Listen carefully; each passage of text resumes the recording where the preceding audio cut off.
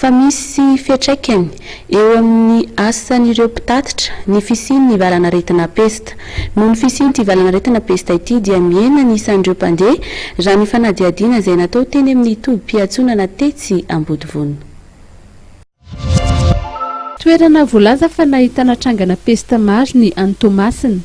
Misy fiantraikany amin'ny isan'ny mpandeha ny fisian'ny trangana pesta amin'izao raha ny voalaza ny mpamily iray teny Ambodivona ny maraina tao.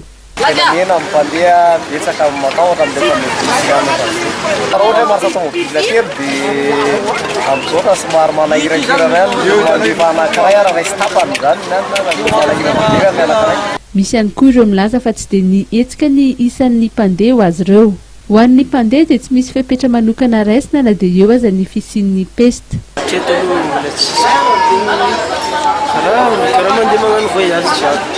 Sisy précaution na mino votsy.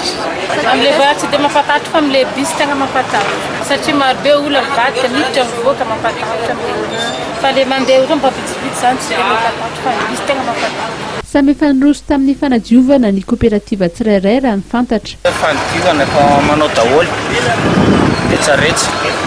Dia sy maninona ty atsy efa misy tompony anaikitra voalohany moa ery efa misy kararosy.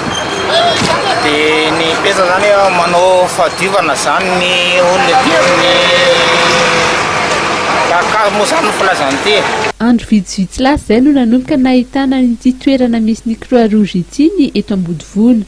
Manao fanentanana momba ny famantarana ny pesta sy ireo tokony atao izy ireo ary mandray ihany koa ireo olona izay manafa voan'ny pesta.